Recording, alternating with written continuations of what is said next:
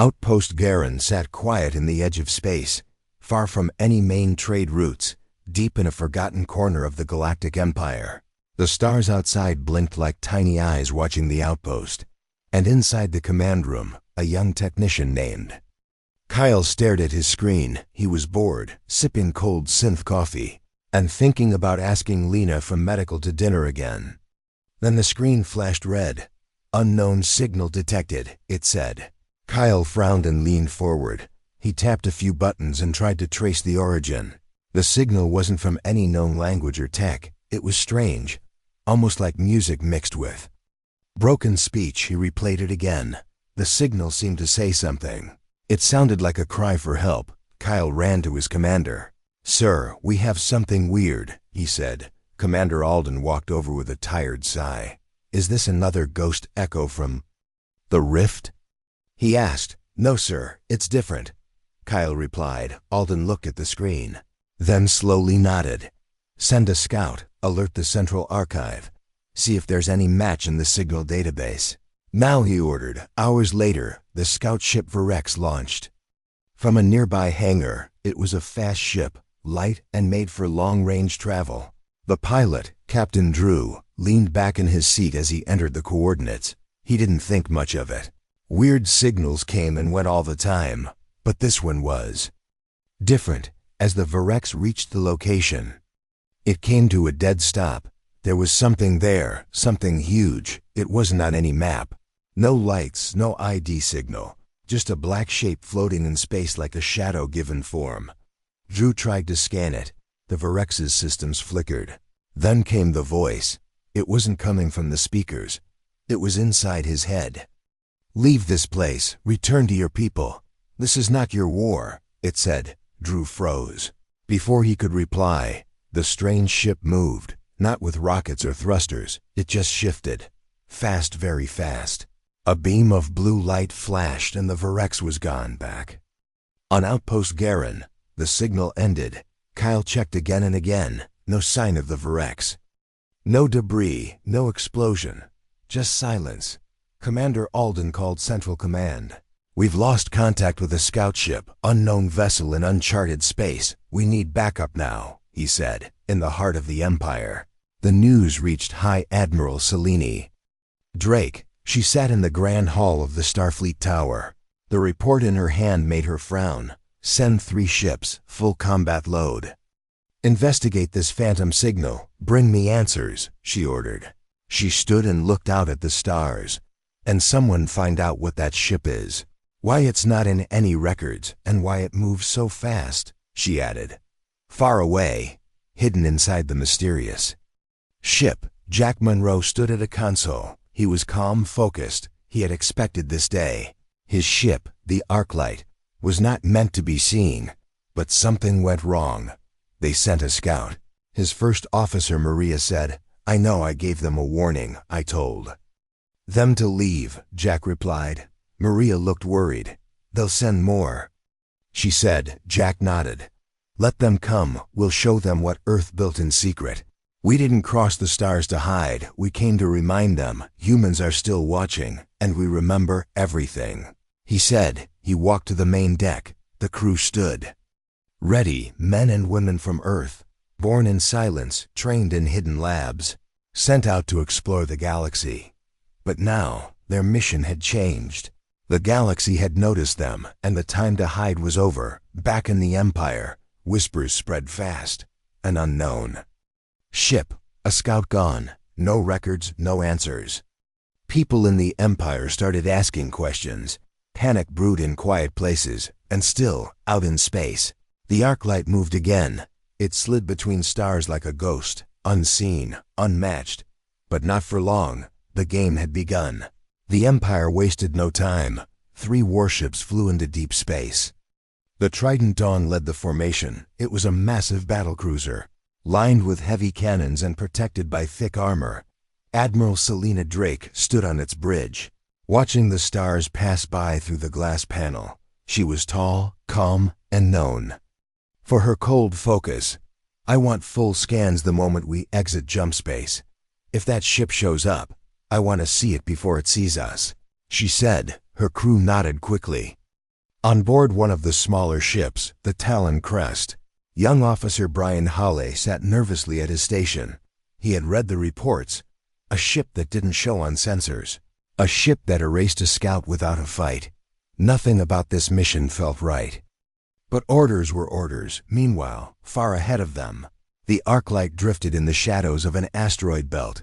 Inside, Jack Monroe stood over a console. Maria Lewis stood beside him, arms crossed. "They're sending a fleet," she said. "Let them. This was never about hiding. It was about showing them what Earth can do." "We just wanted time to prepare," Jack replied. Maria sighed. "We're one ship. They have hundreds," she said. Jack smiled. "We're not just one ship. We're the first ship. They don't know what Earth is capable of. Not yet," he said. The Arclight said, I spoke in a calm voice. "Incoming fleet detected. 3 ships. Estimated time of arrival. 5 minutes, it said." Jack turned to his crew. "No weapons, no strikes. We disable, we don't destroy, not yet," he said.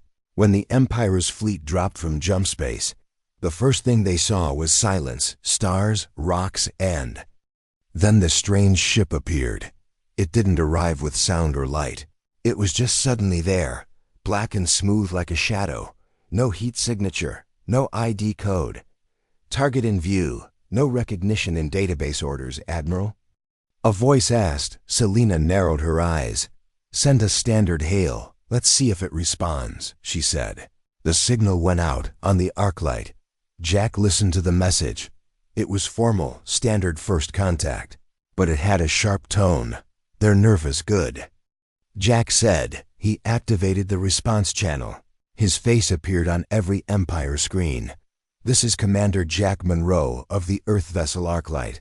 You are entering territory not claimed, but watched. We mean no harm, but we will not be questioned. Stand down and return to your space," he said. Admiral Selena blinked.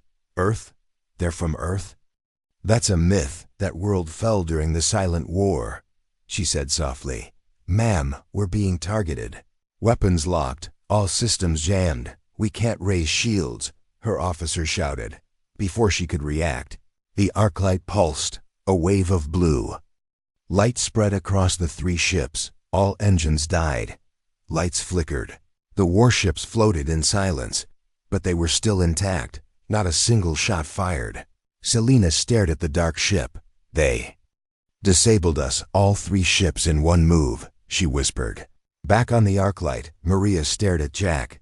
"They'll take this as war," she said. Jack nodded. "They always do, but they need to know we're not a forgotten race. We're not weak. We remember what they did, and we came back with something stronger," he said. On the Empire's capital world, a council meeting was called an emergency. Emperor Kale sat in his tall silver throne. His face was pale. "A human ship disabled 3 of our warships in seconds. No damage taken, no losses. Who are they?" he asked. No one answered. A minister stepped forward. "Sir, Earth was destroyed. Our records say the Death World collapsed after the wars. There is no Earth," he said. "Then what did we just see?" The Emperor shouted. "A ghost? A trick? Or a return?" he asked. Back in space, the Arclight vanished again. No flash, no sound, just gone, like it was never there. And in its place, silence returned. But across the Empire, fear had already started to grow. One ship, unknown, unmatched, and watching. Trident Dawn floated in space, silent and powerless. The crew moved in confusion. Lights flickered slowly back to life. Backup systems kicked in. Admiral Selena Drake stood on the bridge, her jaw tight. No enemy had ever done this to her fleet. No warning, no damage, just total shutdown. "What do we know about Earth?" she asked. "Very little. Old myths say it was a violent world, a death world. The early Empire avoided it. Then one day, it went quiet. No ships, no signals. We assumed it was destroyed," her science officer replied. "And now a ship appears, calling itself Earthborn, and it walks through our defenses like smoke. This is no myth. This is something else," Selena said. Far away, inside the Arclight, Jack Monroe leaned over a map of local space. They'll recover soon. They'll regroup. They'll come back. And next time they'll bring more than just questions, he said. Maria stood beside him. You could have destroyed them, but you didn't. You gave them a message instead, she said. Jack nodded. We're not monsters. We don't strike first, but we let them know we're not weak. Earth didn't die, we evolved, we hid. And now we're back to make sure no empire ever forgets again, he said. The Arclight AI chimed in. New signal incoming. Encrypted transmission from Admiral Selena Drake, requesting parley, no fleet detected. Nearby, risk level, minimal, it said. Jack raised an eyebrow. Open channel. Let's hear what she has to say, he said. Selena's face appeared on screen. She looked tired but firm. Commander Monroe, I wish to speak without weapons, no tricks, I want answers. Who are you? What is your purpose here? She asked. Jack stared at her a long moment. You know who we are, you just forgot. Earth was left behind. We were broken, but we didn't die. We rebuilt, we watched, and now we've returned, not for war, but for balance. You built an empire on fear, but now fear is looking back at you, he said. Selena didn't blink. You say you want peace, but you disable fleets. You vanish like a ghost. Why show yourselves now? She asked. Jack's voice was calm. Because the time is right. Because too many suffer in your empire. Because we remember the screams. The burning worlds. You call it order. We call it conquest. We didn't come to rule. We came to remind that Earth still watches and Earth never forgets, he said. Back on the Trident Dawn, Selena turned to her officers. He's dangerous, but not mad. This isn't just tech, it's belief. These humans carry a mission and a memory, and that makes them even more dangerous than any weapon, she said. In the Imperial capital, news of the encounter leaked. Whispers turned into fear. Citizens spoke of the Arclight as a ghost ship, the phantom from the edge of space. Rebels across minor colonies began painting Earth symbols on their walls. The Watchers have returned, they said. Emperor Kale called his war council. Send the Blood Veil, send General Varnak. If this Earth ship shows again, I want it crushed. No more shadows, no more fear, he ordered. General Varnak was old, hard and merciless. He nodded slowly. They will learn. The galaxy belongs to the strong, not to ghosts, he said. But even he felt a cold chill in his bones. Back aboard the Arclight, Jack turned off the comms. They'll come harder next time. They'll bring their monster. We have to be ready. We don't run. We show them what Earth built. In silence, he said. Maria looked around the ship. Crew members stood ready. Pilots, techs, scientists. All trained in secret. All chosen for this mission. Jack walked to the observation deck. Stars drifted by slowly. He stared out, his voice low. We're not fighting to conquer, we're fighting to be remembered. To remind this galaxy that Earth was never weak, just patient. And now, our patience is over, he said. The Arclight moved again. No trace, no sound, just a whisper in the dark. And the galaxy held its breath. The moon of Relin 6 was dry, broken, and forgotten. Long ago, it had been mined by the Empire, then abandoned after the resources dried up, but now something ancient waited beneath its surface. A small human landing team stepped onto the dusty ground. Their boots made soft prints in the red dust. Commander Maria Lewis led the group. Her scanner beeped with a soft hum. This is the place. Ruins are just ahead, she said. Behind her, Engineer Kyle Brooks adjusted his pack. Hard to believe this old rock could matter. Looks like it hasn't seen life in centuries, he said. Maria smiled faintly. Sometimes the most important places are the ones forgotten on purpose, she replied. They reached a half-buried stone structure. Design didn't match any known alien race. Sharp lines, perfect geometry. It looked oddly familiar. Maria reached out and touched the stone.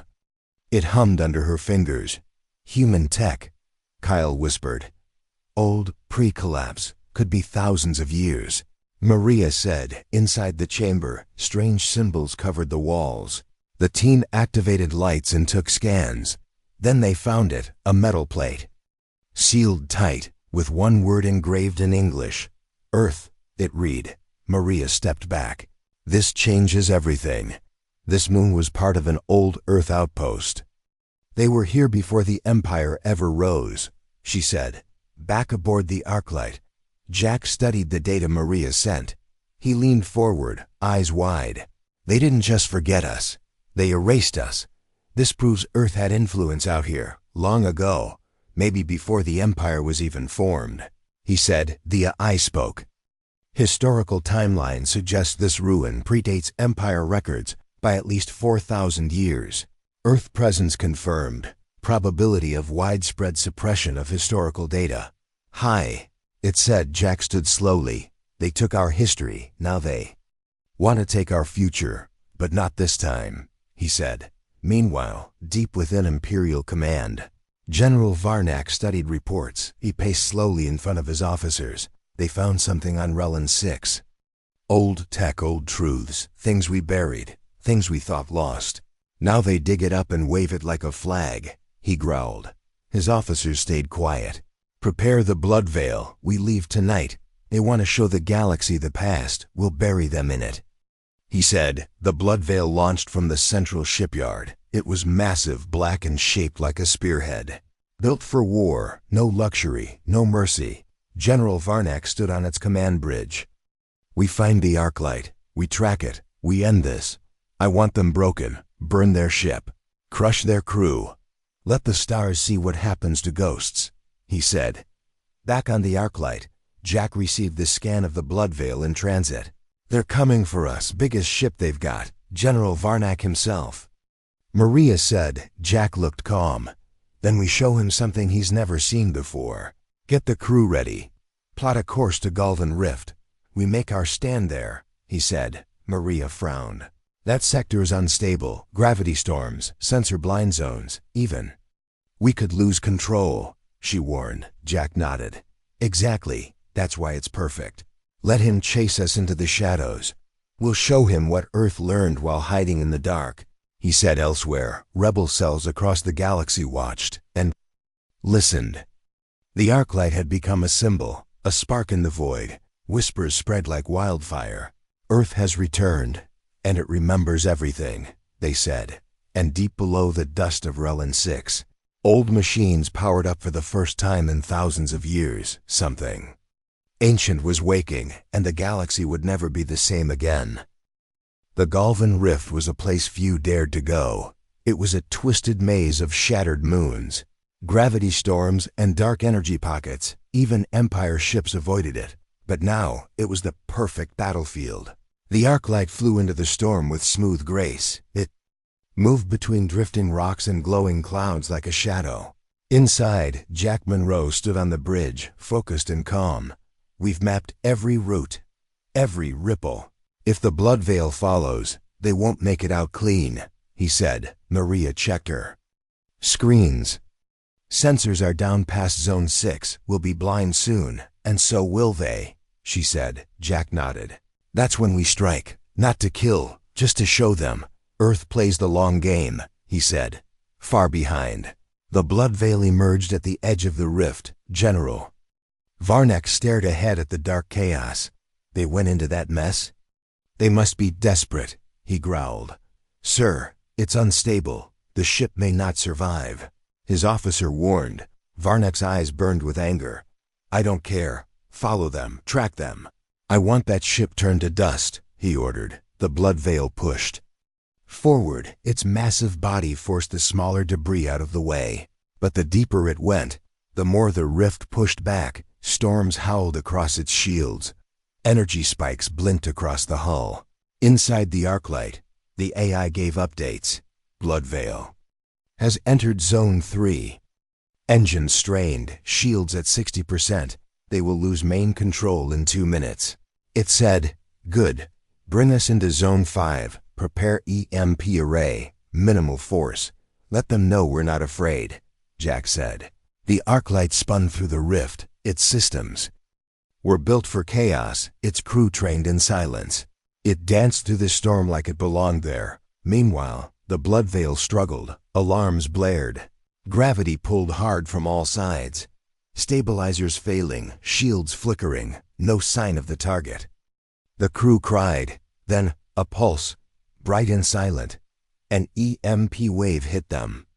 The blood veil shook, weapons died, engines stopped, and in front of them, the arc light appeared, smooth, still watching. Jack's voice echoed through their coms. You came to break us, but you only broke yourselves. Return to your empire. Tell them, Earth does not bow. We do not fear. We are not forgotten, he said. General Varnak stood frozen. How did they do this? This isn't war, it's art, he whispered. He slammed his fist on the console. Reverse thrusters. Get us out of here now. He shouted. Back on the arc light, Maria turned to Jack. We could have ended them. They were helpless. Why let them go? She asked. Jack's face was calm. Because fear spreads faster than death. Because a story of survival stings longer than silence. Let Varnak return. Let him tell the others. Let the Empire feel what it means to face the forgotten, he said. Across the Empire, Varnak's retreat sent shockwaves. The blood veil had never lost, until now. People whispered in the streets. The humans turned a legend back without firing a shot. What else can they do? On rebel worlds, hope bloomed like fire. They painted arclight sigils on their walls. They sent coded messages. The Watchers are real. We're not alone anymore, they said. In the Empire's High Council chamber, Emperor Kale threw a glass across the room. You said they were myths. You said Earth was gone. Now they dance through our fleets and vanish like ghosts. He roared. His advisors said nothing. Fear was in their eyes, not for the humans, but for the end of their rule. Back on the arclight, Jack stood in the observation bay, outside. The rift pulsed like a living thing, he whispered softly. They tried to trap us, but Earth has already walked through worse. We are the storm, and now they know it, he said.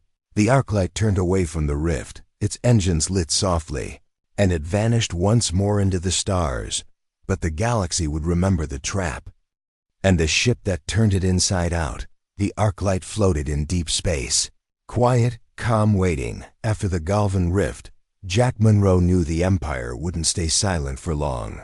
They had wounded its pride. Now it would strike back. Maria sat across from him in the command room. The blood veil ran, but they'll come again. Stronger, with more ships. They won't make the same mistake twice, she said. Jack leaned back in his chair. That's why we won't be alone next time, he said softly. Maria blinked. You contacted Earth? She asked. Jack nodded. They've been watching. Our orders were to stay quiet unless discovery was unavoidable. Well, discovery came. Now Earth responds, he said. A soft chime echoed in the room. Incoming encrypted message origin. Sol command, sender. Director Alan Ford. The eye announced. Jack stood. Put it on screen, he said. A man in a dark gray uniform appeared. He had steel gray eyes and a voice like gravel. Commander Monroe, your reports are confirmed. You are no longer alone.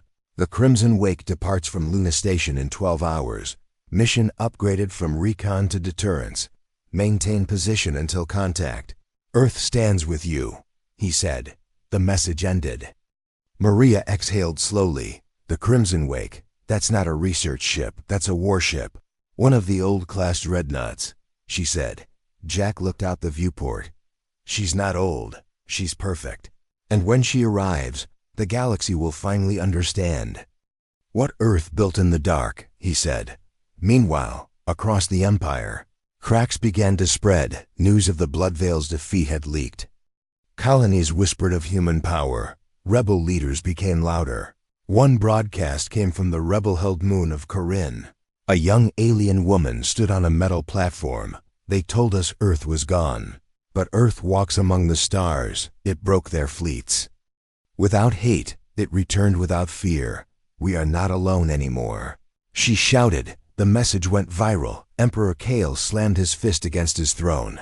They cheer for ghosts. They kneel to myths. Crush them. Crush every world that dares speak Earth's name. He roared, but his generals hesitated. Not one wanted to face the Arclight again. Even fewer dared to face the Crimson Wake. On the edge of Empire space, the Crimson Wake emerged from warp. It was beautiful and deadly, sleek dark steel, 3 times the size of the Arclight, designed for battles Earth hoped it would never need.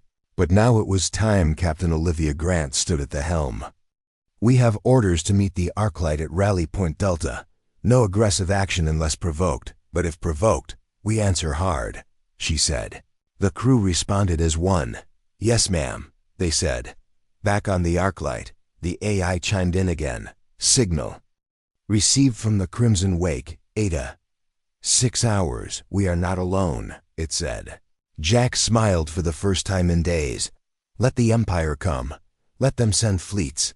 This time, Earth answers with more than shadows. "We answer with fire," he said, in the capital. Emperor Kale prepared for war. He summoned the last of his elite fleet. "We strike now before they unite, before they inspire the galaxy. We show them why the Empire rules the stars," he said, but his eyes held fear. Far from his palace, on worlds ruled by fear, people looked up at the sky. They saw symbols of Earth scratched into the walls. They whispered stories of ships that vanished, of humans who returned without mercy. And now, with the Crimson Wake on its way, they hoped, they believed. Back on the Arclight, Jack stood with Maria on the observation deck. "Do you think they'll attack before the Crimson Wake arrives?" she asked. Jack shrugged. "Maybe, but we're not running. Not this time. Let them come. We'll stand, and if we fall, Earth rises again behind us," he said. Maria smiled. "Then let's be ready. Let's remind them what it means to challenge the children of Earth," she said. The stars shimmered outside. The countdown ticked on, and war crept closer. But this time, Earth was no longer silent. Cerelia Prime was called the Jewel of the Empire. It was a world of silver cities, crystal towers, and endless green fields. Now the skies above it boiled with war. Hundreds of Imperial warships floated in high orbit. At the center was the rebuilt Bloodveil, scarred but deadly. General Varnak stood on the bridge once more. "This is where they fall. This is where we bury Earth again," he growled. Admiral Selena Drake stood beside him. She had seen what the Arclight could do. "Or this is where we learn who they truly are," she said quietly. Varnak ignored her. "Deploy the fleet, full combat mode, when they arrive. No words, no mercy," he barked. Across the sector, 2 ships moved toward the battle, the Arclight and the Crimson Wake. Together, side by side inside the Arclight, Jack Monroe looked calm. "They've gathered every ship they have.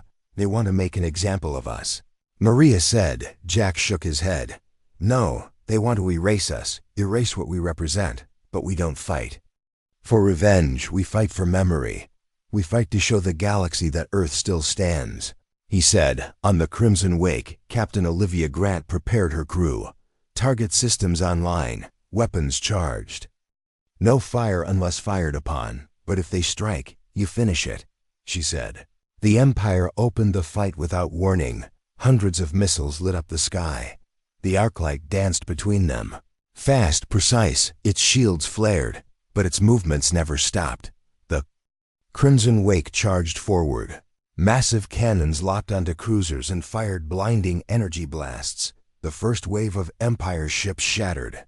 On the ground below, the people of Cerelia watched the battle above with wide eyes.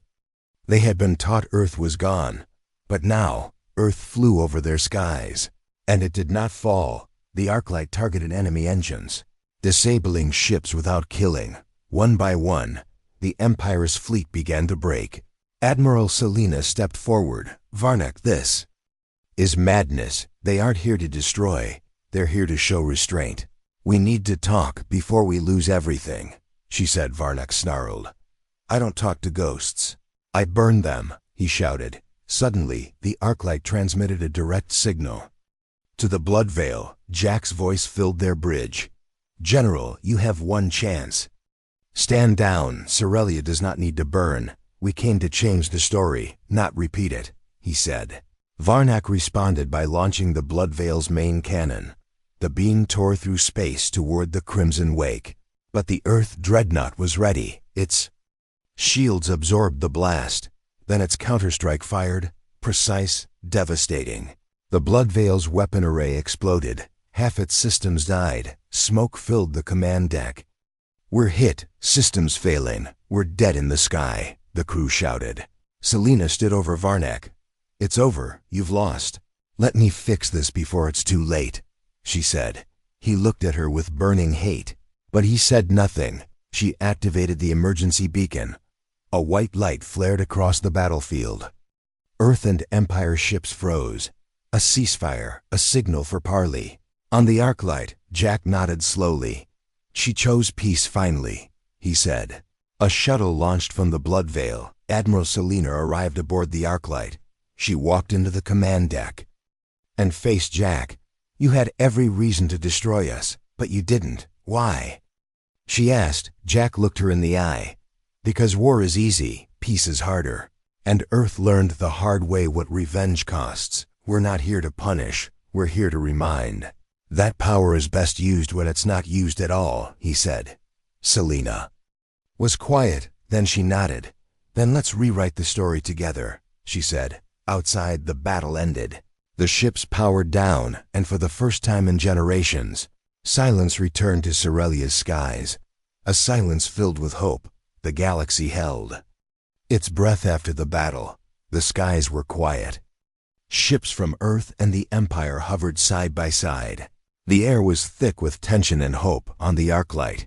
Jack Monroe stood with Admiral Selena Drake and Maria Lewis. The moment was heavy with meaning. "The Empire is broken," Selena said softly, "but this is not victory. It's a chance to build something new." Jack replied. They gathered in the command room. Holograms of stars and systems floated between them. The first human-alien accord was ready to be signed. "We will share knowledge. We will protect the weak. We will watch the stars together," Jack said. Selena nodded. "This is peace, not surrender. The Empire will change, or it will fall," she said. Maria looked out the viewport. "We came to remind the galaxy of Earth's strength, but we must also remind them of Earth's mercy," she said. Suddenly, an alarm beeped softly. A signal from Earth. "Jack, we have confirmation. Several outposts detected strange activity. Unexplored regions are waking up. Ancient tech powering on. Something is coming," the AI reported. Jack frowned. "We're not done yet. The past still has secrets. And some are ready to rise," he said. Back in the Empire, Emperor Kale was gone. The Council ruled now. Many questioned the old ways. Many feared the new. The galaxy watched closely. The legend of the Arclight and the Crimson Wake spread, a symbol of power, a symbol of hope, and a warning that Earth was no longer silent, and that it never forgot. As the Arclight slipped silently into the void, its signal vanished, but its message remained clear. The forgotten had returned, the Watchers had awakened, and a new order was born in the stars.